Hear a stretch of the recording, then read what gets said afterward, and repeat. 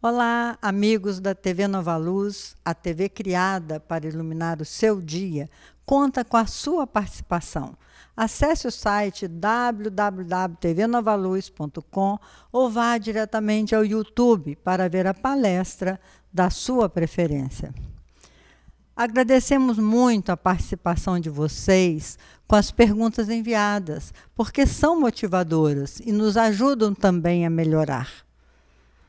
Os estudos das revistas espíritas são deveras interessantes e temos tido a oportunidade de selecionar neste ano de 1865 4 artigos, sendo este o terceiro, para ter uma visão aprofundada dos estudos pioneiros de Allan Kardec, sem nos tornarmos repetitivos.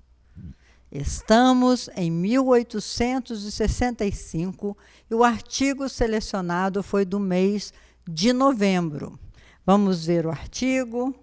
É o Espiritismo no Brasil, do mês de novembro de 1865.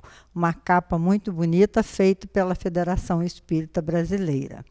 O periódico Diário da Bahia, em suas edições de 26 e 27 de setembro de 1865, trouxera 2 artigos, tradução em língua portuguesa, dos que haviam sido publicados 6 anos antes pelo Dr. Amédée de Chambre, 1802-1886, coordenador de publicação do Dicionário Enciclopédique de Ciências Médicales, ou seja, Dicionários Enciclopédicos das Ciências Médicas. Esse jornal de Paris foi traduzido e colocado no Diário da Bahia. Os artigos eram transcrições da Gazeta Médica, onde aquele médico fizera uma exposição semi-burlesca, como diz Allan Kardec, do assunto, referindo, por exemplo, que o fenômeno das mesas girantes e falantes já havia sido referido pelo poeta grego Teócrito no ano 300 a 250 a.C., pelo que, concluía, não sendo novo esse fenômeno, não tinha nenhum fundo de realidade. Acabava de aparecer a 2ª edição de O Livro dos Espíritos, e é dessa obra que o senhor Deschambre faz um relato semi-burlesco. Para um homem de ciências positivas, forçoso é convir que aí está um argumento singular.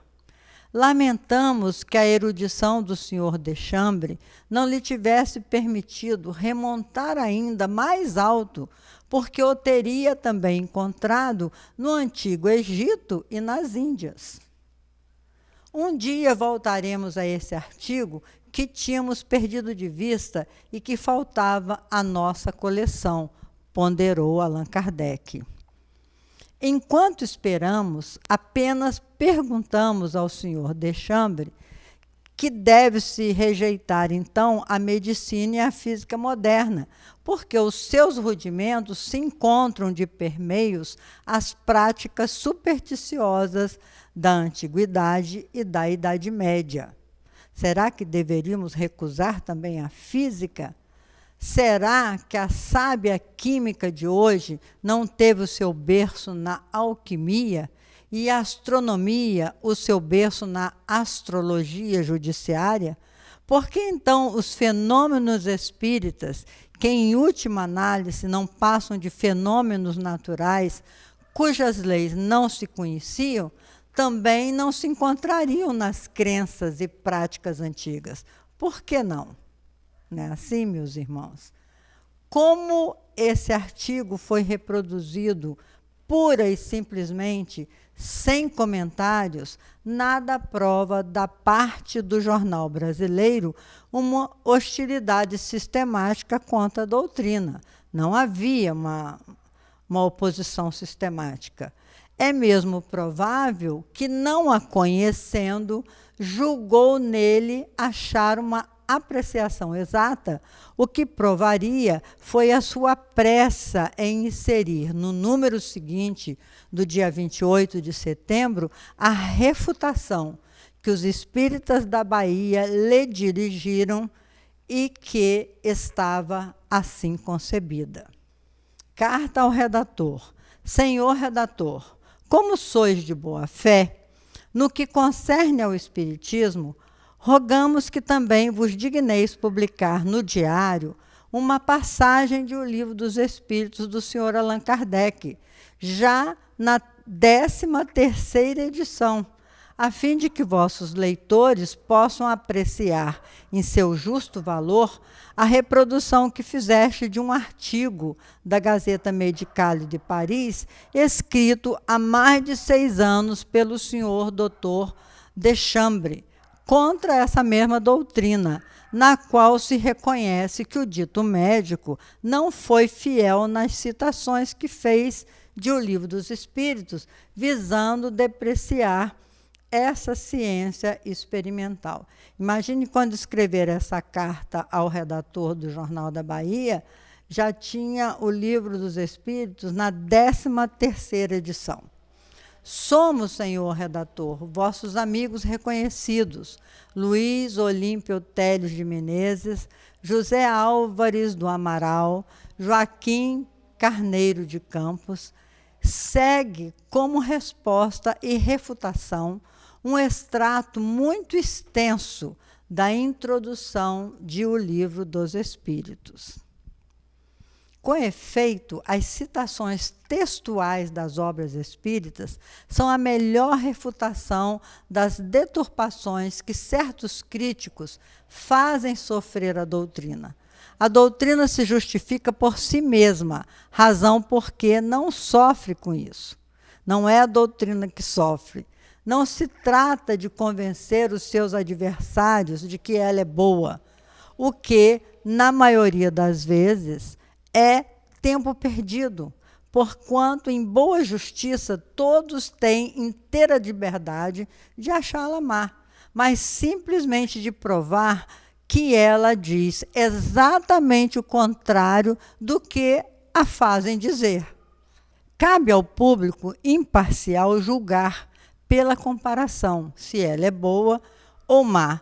Ora, como ela recruta incessantemente novos partidários, a despeito de tudo quanto puderam fazer, e prova de que não desagrada a todo mundo, e que os argumentos que lhe opõem são impotentes para desacreditá-la, ela é boa.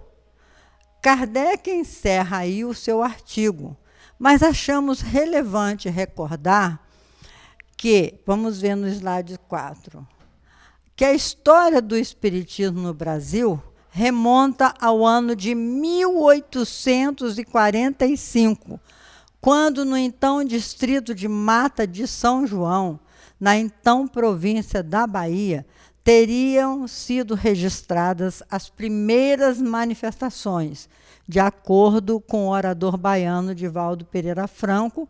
O ano teria sido em 1849. Isso foi consultado na Wikipédia. O fenômeno das mesas girantes foi noticiado pela primeira vez pelo jornal O Cearense, em 1853. Em Salvador, capital da Bahia, foi fundado em agosto de 1857 o Conservatório Dramático da Bahia, do qual participavam, entre outras personalidades, Rui Barbosa e Luiz Olímpio Teles de Menezes.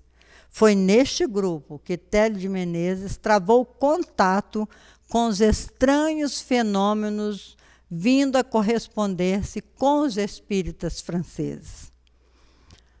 Os próprios espíritas da Bahia refutaram imediatamente esses artigos no próprio Diário da Bahia, na edição de 28 de setembro. A carta que antecedeu a refutação, dirigida à redação da Folha Baiana e assinado por Teles de Menezes, José Álvares do Amaral e Joaquim Carneiro de Campos, leva a supor que o referido jornal só publicara o trabalho do Dr. Deschambre por julgar que houvesse nele uma apreciação exata da doutrina espírita. A refutação consistiu num extenso extrato da introdução de O Livro dos Espíritos, o que levou Kardec a afirmar: as citações textuais das obras espíritas são, com efeito, a melhor refutação às desfigurações que certos críticos fazem sofrer a doutrina. No slide 5, primeira sessão espírita do nosso país. Télio de Menezes, o retrato dele, e um grupo da sua época. Este episódio aconteceu ao mesmo tempo da fundação em Salvador do Grupo Familiar do Espiritismo por Télio de Menezes. Será este mesmo personagem que orientará nesse ano a primeira sessão espírita registrada nos anais do Espiritismo no país, a 17 de setembro de 1865. No ano seguinte, 1866, na cidade de São Paulo, a Tipografia Literária publicou o Espiritismo reduzido à sua mais simples expressão de Allan Kardec, sem indicação de tradutor. Também foi na Bahia que se registrou, a 16 de junho de 1867, o início da reação da Igreja Católica através da pastoral contra os erros perniciosos do Espiritismo, de autoria do então arcebispo da Arquidiocese de São Salvador, Bahia, Manuel Joaquim da Silveira.